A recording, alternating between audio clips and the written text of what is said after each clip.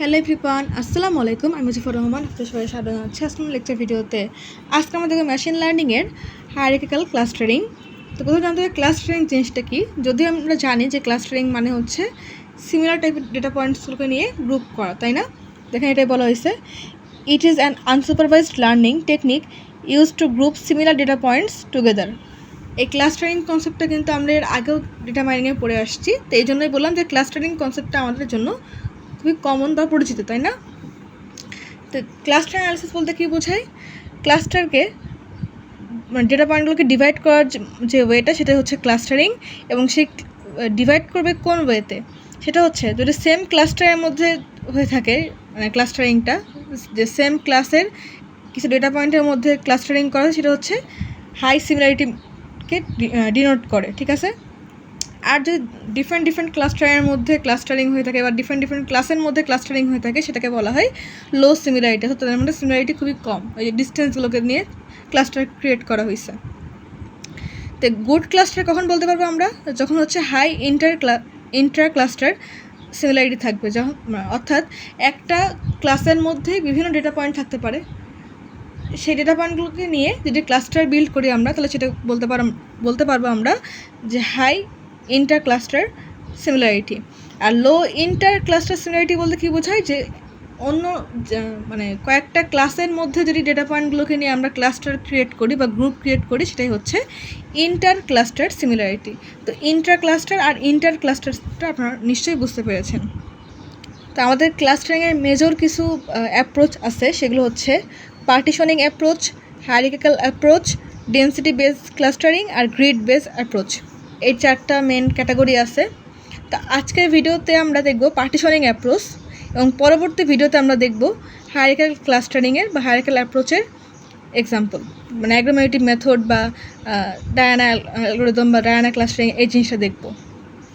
তো partitioning approach কেন বলা হয়েছে? যে divides data into k cluster, অর্থাৎ কে বলতে আমাদের নিজস্ব ক্লাস্টার ধরে সেটাকে ডিভাইড করা লাগে। তো এক্সাম্পল হচ্ছে কে মিনস ক্লাস্টারিং। তো কে মিনস কিন্তু আমরা অলরেডি ডেটা মাইনিংয়ে পড়ে আসছি, তারপরেও কিন্তু আমাদের যেহেতু মেশিন লার্নিংয়ে আসে এই মানে টার্মটা আমরা আরেকবার রিপিট করব। আচ্ছা, এরপরে আমরা দেখব হচ্ছে হায়ারার্কিক্যাল ক্লাস্টারিংয়ে। এখানে মানে হায়ারার্কিক্যাল বলতে কী বোঝায়? ট্রি স্ট্রাকচার, তাই না? এই যে ট্রি অফ ক্লাস্টার, অর্থাৎ যতগুলো ক্লাস্টার হবে সেই ক্লাস্টারগুলো নিয়ে আমরা ট্রি টাইপের একটা ডায়াগ্রাম বিল্ড করব। ওই ট্রি টাইপের যে ডায়াগ্রামটা বিল্ড করা হয়, যে ভিজুয়ালাইজ যে ডায়াগ্রামটা ক্লাস্টারের ক্ষেত্রে, সেটাকে বলা হয় ডেন্ড্রোগ্রাম। যখন আমরা এই অ্যাগ্লোমেরেটিভ ক্লাস্টারিংটা দেখবো তখন খুব ইজিলি জিনিসটা বুঝতে পারবো। আচ্ছা, এরপরে দেখেন ডেন্সিটি বেসড ক্লাস্টারিং। এখানে হচ্ছে ডেন্সিটি মানে ডেটা পয়েন্টসের যে ডেন্সিটি সেটা বেস করে ক্লাস্টারিং করা হয়ে থাকে। ডিবি স্ক্যান কিন্তু অলরেডি আমরা ডেটা মাইনিংয়ে পড়ে আসছি, আমাদের মেশিন লার্নিংয়ে এই ডিবি স্ক্যানটা নাই, তবে এই ডিবি স্ক্যানের ভিডিও কিন্তু আমার চ্যানেলে দেওয়া আছে। আর একটা অ্যাপ্রোচ হচ্ছে গ্রিড বেস অ্যাপ্রোচ। এখানে কী করা হয়? Divides space into grid cell, অর্থাৎ আমাদের যে ডেটা পয়েন্টগুলোর যে স্পেসগুলো সেগুলোকে গ্রিড সেল অনুযায়ী ডিভাইড করা হয় এবং সেটার থেকে তখন ক্লাস্টারিং করা হয়। এটা হচ্ছে অনেক বড় ডেটা সেটের ক্ষেত্রে খুব ভালো কাজ করে বা ফাস্ট কাজ করে, মানে প্রসেসিংটা ফাস্ট হয় আর কি। তা আসেন আমাদের যে মেন পার্ট সেটা হচ্ছে আজকের ভিডিওর পার্টিশনিং অ্যাপ্রোচের কে মিনস ক্লাস্টারিং। তো ক্লাস্টারিংয়ের মধ্যে আমরা আজকে দেখব কে মিনসের এক্সাম্পল দেখব। তো আমাদের কোশ্চেনে এরকম ডেটা সেট দেওয়া থাকবে, এখান থেকে বলা হবে যে দুইটা ক্লাস্টার চুজ করতে এবং কে মিনস অ্যালগরিদম বা ক্লাস্টার অ্যাপ্রোচ ইউজ করে এটাকে সলভ করতে বলবে। এখন দেখেন কথা হচ্ছে যে আমাদেরকে এরকম বলতে পারে যে র্যান্ডম দুইটা ক্লাস্টার ধরে নাও, অথবা দুইটা ক্লাস্টার আমাদের কোশ্চেনে দেওয়া থাকতে পারে ইনিশিয়ালি। যদি দেওয়া থাকে ক্লাস্টারের মান, যেমন ধরেন আমি এখানে ধরে নিয়েছি C1 আর C2 মান ধরে নিয়েছি আমার ইচ্ছা মতন র্যান্ডমলি, কিন্তু যদি দেওয়া থাকে কোশ্চেনে ফিক্সড, তাহলে আপনাকে ওই দুটা মানকে ধরেই কাজ করতে হবে। ক্লিয়ার? আচ্ছা, যেহেতু এখানে দেওয়া নেই, আমাদেরকে বলছে দুটা ক্লাস্টার চুজ করতে, আমি র্যান্ডমলি হচ্ছে এই 3 আর 2 এটাকে আমি ক্লাস্টার 1 আর ক্লাস্টার 2 হিসেবে অ্যাসাইন করে নিয়েছি র্যান্ডমলি। এমন না যে এই দুটোকে ক্লাস্টার ধরতে হবে, আপনি চাইলে অন্য যে কোনো দুটো ডেটা পয়েন্টকে ক্লাস্টার হিসেবে অ্যাসাইন করতে পারবেন। আচ্ছা, এরপরে কাজ কি? স্টেপ 2তে কাজ হচ্ছে আমাদের এই কে মিনস ক্লাস্টারিংয়ের ক্ষেত্রে আমরা সবসময় ইউক্লিডিয়ান ডিস্টেন্স যে ফর্মুলাটা সেটা অ্যাপ্লাই করবো। তো ইউক্লিডিয়ান ডিস্টেন্স ফর্মুলা কী ছিল? √x2 - x1 whole square plus y2 - y1 whole square, তাই না? এই ফর্মুলাকে অ্যাপ্লাই করে এখন আমরা এই যে ডেটা পয়েন্টগুলো এগুলোর মধ্যে ডিস্টেন্স ক্যালকুলেশন করবো। তা আসেন ডিস্টেন্স ক্যালকুলেট করি। দেখেন আমি ক্লাস্টার 1 আর ক্লাস্টার 2 ধরে নিয়েছিলাম। এই যে ক্লাস্টার 1 ছিল হচ্ছে 2 2 আর ক্লাস্টার 2 ছিল হচ্ছে 3 3। এখন দেখেন 2 2 কার মান, 2 2 হচ্ছে ই এর মান, আর 3 3 কার মান, 3 3 হচ্ছে ডি এর মান। তাহলে ডি আর ইকে আমরা ধরে নিয়েছি, তাই না? তো দেখেন আমরা যে ক্লাস্টার নিচে ধরে নিয়েছিলাম সেটাকে লিখে নিয়েছি, বাকি যে ডেটা পয়েন্টগুলো আছে সেগুলোকেও লিখে নিয়েছি। এখন আমরা আমরা যে অ্যাসাইন তো না, সরি, ক্লাস্টার ধরে নিলাম, এই ক্লাস্টারের সাথে বাকি ডেটা পয়েন্টসগুলোর ডিস্টেন্স মেজার করব। তো এখন দেখেন এই 2 2-র সাথে এখন আমরা এই ডেটা পয়েন্ট এর 1 1 অর্থাৎ 2 - 1 অর্থাৎ x2 - x1 y2 - y1 whole square করে রুট করতে হবে, তাই না? এই ফর্মুলাটা আর কি, ফর্মুলাতে মান বসিয়ে ক্যালকুলেশন করছি। তাহলে 2 - 1 2 - 1 হোল স্কোয়ার রুট ওভার করলে এখানে মান আসছে 1.41। আবার দেখেন এই পয়েন্টের সাথে এটার ডিস্টেন্স, তাহলে 2 - 2 2 - 3, ঠিক আছে? ক্যালকুলেশন করলে এখানে মান আসছে 1। এখানে দেখেন 2 - 1 2 - 2 ক্যালকুলেশন করলে এখানেও আসছে 1। এখানে ডি এর মান কী হবে? 2 - 3 2 - 3, এখানে আসছে এই মানটা। ই এর ক্ষেত্রে 2 - 2 2 - 2, তাহলে কোনো ডিস্টেন্স কি আছে? এখানেও 2 2 এখানেও 2 2, কোনো ডিস্টেন্স নাই, এখানে হচ্ছে 0। আবার দেখেন 2 - 3 2 - 1 ক্যালকুলেশন করলে এখানে 1.41 আসছে। সিমিলারভাবে বাকি যে আরেকটা ডেটা পয়েন্ট আমরা ধরে নিয়েছিলাম, ডেটা পয়েন্ট না সরি ক্লাস্টার C2, সেটাকে নিয়ে কাজ করব। ক্লাস্টার 2 আমাদের ছিল দেখেন 3 3, এই যে ক্লাস্টার 2 3 3 ছিল। এখন আমরা এটাকে নিয়ে কাজ করব। তাহলে 3 - 1 3 - 1 এটা ক্যালকুলেশন করলে এখানে আসছে 2.82, এরকমভাবে জাস্ট ডিস্টেন্স মেজার করবেন। এটার সাথে এটা একবার, এটার সাথে এটা একবার, এটার সাথে এটা একবার, অর্থাৎ যতগুলো ডেটা পয়েন্ট থাকবে সবগুলোর সাথে ডিস্টেন্স মেজার করবেন। করার পর যে মানগুলো পাবেন আপনি ইউক্লিডিয়ান ডিস্টেন্স অ্যাপ্লাই করার পরে, সেই মানগুলোর মধ্যে দেখবেন যে কোন ভ্যালুটা হচ্ছে মিনিমাম ভ্যালু। যেখানে লিখে রাখছি যে C1 আর C2, এই দুটো বক্সের মধ্যে, অর্থাৎ এই দুটো বক্স, এটার মধ্যে আমরা ডিস্টেন্স মেজার করলাম, এর মধ্যে যে মিনিমাম ভ্যালু থাকবে সেটাকে আমরা নতুন ক্লাস্টার হিসেবে অ্যাসাইন করব। দেখেন এখানে আরেকটা বক্স নিয়েছে নিউ ক্লাস্টার হিসেবে। তাহলে যদি C1 আর C2 মধ্যে কম্পেয়ার করি, দেখেন C1 C2 তুলনায় ছোটো, তাই না? মিনিমাম ভ্যালু এইটা, এই জন্য এখানে আমি C1 নিয়েছি। আবার দেখেন এখানে আমরা কি নিয়েছি? C1 আর C2-র মধ্যে এখানে আমি C2-কে নিয়েছি, কারণ দুটাই কি সিমিলার ভ্যালু, যে কোনো একটাকে আপনি নিতে পারেন। তবে হিসাবের সুবিধার জন্য আমি এটাকে নিয়েছি। তো এটা কেন নিয়েছি আমরা একটু পরে বুঝতে পারবেন। আমি C2-কে নিয়েছি, আপনারা C1-কেও নিতে পারেন, তবে হিসাবের সুবিধার জন্য এখানে C2-কে নেওয়া লাগছে। আচ্ছা, আবার দেখেন এখানে যদি চেক করি কোনটা ছোট হচ্ছে এইটা, তাই না? এখানে হচ্ছে এটা কোন ঘর? C1-এর ঘর, তো এই জন্য C1 নিলাম। আবার দেখেন কম্পেয়ার করলে এইটা হচ্ছে ছোট, তাহলে এটা হচ্ছে C2-র ঘর। আবার দেখেন কম্পেয়ার করলে এটা হচ্ছে ছোট, এটা হচ্ছে C1-এর ঘর। এরপর হচ্ছে এটা কম্পেয়ার করলে এটা ছোট, এটা হচ্ছে C1-এর ঘর। এখন দেখেন যদি আমরা একটা এখানে C2-কে না নিয়ে C1 নিতাম, তাহলে এখানে আমরা একটা পেতাম, মানে একটা ডেটা পয়েন্ট পেতাম। সেক্ষেত্রে আমাদের এক্স এবং ওয়াইয়ের মান কিন্তু আমরা বের করতে পারতাম না পরবর্তী স্টেপে যাই। এই জন্য হচ্ছে আমি এখানে যেহেতু দুটোই সিমিলার, এই জন্য যে কোনো একটাকে নিতে হবে। তো আমি হিসেবে সুবিধার জন্য এখানে C1-কে না নিয়ে C2-কে নিয়েছি। ক্লিয়ার? তো দেখেন আমাদের C1 ক্লাস্টার কোনগুলো? এই যে এটা একটা A, এরপর এটা একটা C, তারপরে এটা একটা E আর F, ACEF লিখে নিয়েছি। আবার দেখেন ক্লাস্টার 2 কোনটা আছে? B আর এখানে হচ্ছে ক্লাস্টার 2D, তাহলে B আর D ক্লাস্টার 2-তে লিখে নিয়েছি। ক্লিয়ার? এখন কি করব? এখন হচ্ছে পরবর্তী স্টেপে যে আমরা এদের পজিশনগুলোকে আবার রিক্যালকুলেট করব। সেটা কীরকমভাবে? এর যে পয়েন্টগুলো, অর্থাৎ এই যে দেখেন ক্লাস্টার 1-এর ক্ষেত্রে ACEF পাইছি আমরা এখানে নতুন ক্লাস্টার হিসেবে। তো ACEF এটার যে ডেটা পয়েন্টগুলো কোশ্চেনে দেওয়া ছিল, দেখেন এর জন্য দেওয়া ছিল হচ্ছে 1 1, সি এর জন্য 1 2, ই এর জন্য 2 2 আর এফ এর জন্য 3 1।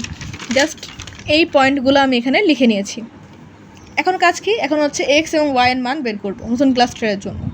তাহলে দেখেন যদি ভালো করে খেয়াল করেন, এটা হচ্ছে এক্স, এটা হচ্ছে ওয়াই, এটা হচ্ছে এক্স, এটা হচ্ছে ওয়াই, এটা এক্স, এটা ওয়াই, এটা এক্স, এটা ওয়াই, তাই না? এরকমভাবে তাহলে আমরা প্রথমে এক্সের জন্য যখন ক্যালকুলেশন করবো, তাহলে প্রথম মানগুলো হবে, তাহলে এটার জন্য প্রথম মান হচ্ছে 1, এটার জন্য প্রথম মান হচ্ছে 1, এটার জন্য প্রথম মান হচ্ছে 2, এটার জন্য প্রথম মান হচ্ছে 3, তাই না? তাহলে 1 + 1 + 1 + 2 + 3 ডিভাইড বাই 4। 4 কেন হলো? 4টা ভ্যালু এখানে, 1 2 3 4, 4টা ভ্যালু, এই জন্য 4 হলো, কারণ আমরা অ্যাভারেজ ক্যালকুলেশন করছি এখান থেকে এক্সের জন্য। আবার দেখেন সিমিলারভাবে ওয়াইয়ের জন্য কী হবে? পরবর্তী মান যেটা, এর জন্য ওয়াই হচ্ছে এইটা, সি এর জন্য এইটা, ই এর জন্য পরেরটা, এফ এর জন্য এইটা, তাই না? এই যে 1, তাহলে 1 + 2 + 2 + 1 ডিভাইড বাই 4, এখানে 4টা ভ্যালু আছে, এই জন্য ডিভাইড বাই 4 হলো। তাহলে যদি আপনি ক্যালকুলেশন করেন, এক্স পাবেন হচ্ছে 1.75, ওয়াই পাবেন হচ্ছে 1.5। ক্লিয়ার, C1 তো হয়ে গেল, XY এর মান আমরা পেয়ে গেলাম নতুন ক্লাস্টারের জন্য। আর আবার এখন কি বাকি আছে, C2 বাকি আছে। C2 কে ছিল, C2 হচ্ছে B আর D ছিল, তাই না? তাহলে B আর D এর মান আমরা এই যে দেখেন কোশ্চেন থেকে লিখে নিয়েছি, হয়ে গেল যে B হচ্ছে 2 3 আর D হচ্ছে 3 3, এই মানটাকে আমরা এখানে লিখে নিয়েছি। এখন কি হবে, এখন আমরা আবার আগের মতন x আর y এর মান বের করব। তাহলে এটা হচ্ছে xy, এটা xy, তাহলে x এর জন্য কী হবে, প্রথম মানটা তাহলে 2 + 3 / 2, কারণ এখানে দুইটা সংখ্যা আছে, জন্য 2 হলো। আবার দেখেন এখানে কী হবে, y এর জন্য 3 + 3 / 2, এখানে দুইটা সংখ্যা আছে, জন্য /2 হলো, অ্যাভারেজের নিয়ম যেটা আর কি। তাহলে এখন কী হবে, নতুন ক্লাস্টার আমরা কী পেলাম, এটা ক্যালকুলেশন করলে পাচ্ছি 2.5, এটা ক্যালকুলেশন করলে পাচ্ছি 3। তাহলে দেখেন নতুন ক্লাস্টার সেট আমরা যেটা পেলাম, এই যে C1 আর C2 এর জন্য আমরা x এবং y এর মান কিন্তু পেয়ে গেছি। এখন কাজ কি, এখন আমাদের পরবর্তী স্টেপে আবার কি করতে হবে, নতুনভাবে নতুন যে ক্লাস্টার আমরা পেলাম সেটাকে অ্যাপ্লাই করে আবার চেক করতে হবে। কি চেক করব হচ্ছে আমরা যে প্রথমে যে ডেটা পয়েন্টগুলো মানে ইনিশিয়ালি যে ক্লাস্টার ধরে নিয়েছিলাম, নেওয়ার পরে যে নতুন ক্লাস্টার সেটগুলো পেয়েছিলাম সেইটার সাথে এই যে এখন যে নতুন দুইটা ক্লাস্টার সেট মানে ক্লাস্টার পেলাম আমরা C1 আর C2 নতুন যেটা, ওই নতুনটার সাথে আবার চেক করে দেখবো যে এখানকার যে অ্যাসাইন ক্লাস্টারগুলো আগেরটার মানে ইনিশিয়াল ক্লাস্টারের যে অ্যাসাইন সেটগুলোর সাথে ম্যাচ হয় কিনা। যদি ম্যাচ হয় তো এটা হচ্ছে আমাদের গুড ক্লাস্টার হিসেবে ডিফাইন করতে হবে। দেখেন আমরা এখন কি করব, এই যে C1 আর C2 যে মানটা এখানে ক্যালকুলেশন করলাম, এই যে C1 আর C2 নতুনটা, যা নিউ C1 C2 ইনিশিয়ালটা না নতুনটা, ঠিক আছে। এটার মানটা এখন আমরা আবার লিখে নিলাম, বাকি যে ডেটা পয়েন্টগুলো কোশ্চেনে দেওয়া ছিল আমাদের ইনিশিয়ালি সেগুলো লিখে নিলাম। এখন আমরা কী করবো, আবার ইউক্লিডিয়ান ডিস্টেন্স মেজার করব, এইটার সাথে এইটা, এইটার সাথে এইটা, এইটার সাথে এইটা, এইটার সাথে এইটা, এটার সাথে এইটা, এইটার সাথে এইটা, সব ইউক্লিডিয়ান ডিস্টেন্সের ফর্মুলা আপনারা জানেন, জাস্ট মান বসিয়ে ক্যালকুলেশন করবেন। আবার C2 এর জন্য সবগুলো ডেটা পয়েন্টের সাথে ক্যালকুলেশন করবেন। তাহলে সবগুলো ক্যালকুলেশন করার পর আপনি দেখতে পারবেন আবার মিনিমাম ভ্যালু কোনটা, এইটা মিনিমাম না এটা মিনিমাম, অবশ্যই এটা মিনিমাম। তাহলে এখানে C1কে অ্যাসাইন করলাম, এইটা মিনিমাম না এটা মিনিমাম। C2কে অ্যাসাইন করলাম, এইটা না এটা মিনিমাম, C1কে নিলাম, এর মধ্যে মিনিমাম হচ্ছে এইটা, C2কে নিলাম, মিনিমাম হচ্ছে এইটা, C1কে নিলাম, মিনিমাম হচ্ছে এইটা, C1কে নিলাম। তো দেখেন এখানে আমাদের কী কী আসছিলো, C1 C2 C1 C2 C1 C1। তাহলে দেখেন আমরা যখন ইনিশিয়াল ক্লাস্টার ধরে করছিলাম তখন কী হচ্ছিলো, C1 C2 C1 C2 C1 C1 same আসছে, তাই না? এখানেও C1 C2, এই যে দেখেন এখানেও C1 C2, এরপরে দেখেন আবার C1 C2, আবার C1 C2 পাইছি, আবার লাস্টের দুইটা C1 C1, এখানেও C1 C1 পাইছি। তাহলে কী হচ্ছে, আমাদের ইনিশিয়াল ক্লাস্টার ধরেও যে ক্লাস্টারগুলো আসছিলো, আবার নতুন ক্লাস্টার যে আমরা পেলাম, এই যে ইউক্লিডিয়ান ডিস্টেন্স করার পর এখান থেকে নতুন ক্লাস্টারগুলো আমরা পেলাম, নতুন ক্লাস্টার অ্যাপ্লাই করে আমাদের সেম ক্লাস্টারগুলোই আসছে। তাহলে আমাদের এখানে কোনো চেঞ্জের প্রয়োজন নেই, আমরা এখানে এই ক্লাস্টারকে স্টপ করে দিতে পারি। আদারওয়াইজ যেমন যদি ধরেন যে এখানে যদি আপনার এই ক্লাস্টার সেটগুলো সিমিলার না আসে, অর্থাৎ আগেরটার মতন যদি না আসে, এটার মতন যদি না আসে, তখন কি হবে, তখন আপনি আবার চেক করবেন কোন কোন ডেটা পয়েন্ট, এখানে যেরকম ডেটা পয়েন্ট বের করছিলাম যে C1 কোন কোন ডেটা পয়েন্টে আছে এবং C2 কোন কোন ডেটা পয়েন্টে আছে, এরকমভাবে আবার অ্যাসাইন করে নিয়ে আবার স্টেপ 3 এর মতন করে আবার XY এর মান বের করবেন, করে আবার ইকুইডিয়ান ডিস্টেন্স অ্যাপ্লাই করবেন, যতক্ষণ পর্যন্ত এই ক্লাস্টারগুলো অর্থাৎ ইনিশিয়ালের সাথে এটার নিউ ক্লাস্টার সেটের যেই অ্যাসাইন ক্লাস্টারগুলো ম্যাচ না হয় ততক্ষণ পর্যন্ত এই প্রসেসটা চলতে থাকবে। ক্লিয়ার? যখন ম্যাচ হয়ে যাবে তখন আমরা এই অ্যালগরিদমকে স্টপ করে দিতে পারবো। তো হোপফুলি আপনারা বুঝতে পেরেছেন। তো এই K-means-এর যে ক্লাস্টারিং অ্যালগরিদমের এক্সাম্পল, এটা কিন্তু এর আগে আমার চ্যানেলে দেওয়া আছে, সেটা হচ্ছে সেটার লিঙ্ক আমি ডিসক্রিপশন বক্সে দিয়ে দিব। তো কোনো একজন ভিউয়ার, আমার ঠিক নামটা মনে নাই, তো উনি হচ্ছে আমাকে কমেন্ট করেছিল যে আমি যেন ক্লাস্টারিংয়ের আরেকটা মানে K-means ক্লাস্টারের আরেকটা এক্সাম্পল এর ভিডিও আপলোড করি। তো ওই ভিউয়ারকে বলতে যাচ্ছে যে এই যে আরেকটা এক্সাম্পল মানে ডিফারেন্ট ভ্যালু দিয়ে আমি এখানে দেখালাম আপনাদেরকে। তো হোপফুলি আপনি এই কনসেপ্টটা ক্লিয়ার হয়েছেন, আশা করি আপনারা বুঝতে পেরেছেন। আমি চেষ্টা করেছি ইজিভাবে এক্সপ্লেন করার জন্য, প্রতিটা স্টেপ ভেঙে ভেঙে। তারপর যদি বুঝতে পেরে না থাকেন অবশ্যই কমেন্ট করবেন, আমি আপনাদের কমেন্টে রিপ্লাই দেওয়ার চেষ্টা করব। তা আজকের মতন এই পর্যন্ত আমি ভিডিওটা এখানে শেষ করছি, কারণ আরেকটা টপিকস আছে হায়ারার্কিক্যাল ক্লাস্টারিংয়ে, সেটা হচ্ছে অ্যাগ্লোমেরেটিভ মেথড এবং ডায়ানা ক্লাস্টারিং, সেটা আমরা পরবর্তী ভিডিওতে দেখব। তো পরবর্তী ভিডিও দেখার আমন্ত্রণ রইল। চ্যানেলটা এখন সাবস্ক্রাইব করেন, চ্যানেলটিকে প্লিজ সাবস্ক্রাইব করবেন, ভিডিওতে লাইক করবেন, কমেন্ট করবেন, শেয়ার করবেন। আজকের মতন এই পর্যন্তই, আল্লাহ হাফেজ।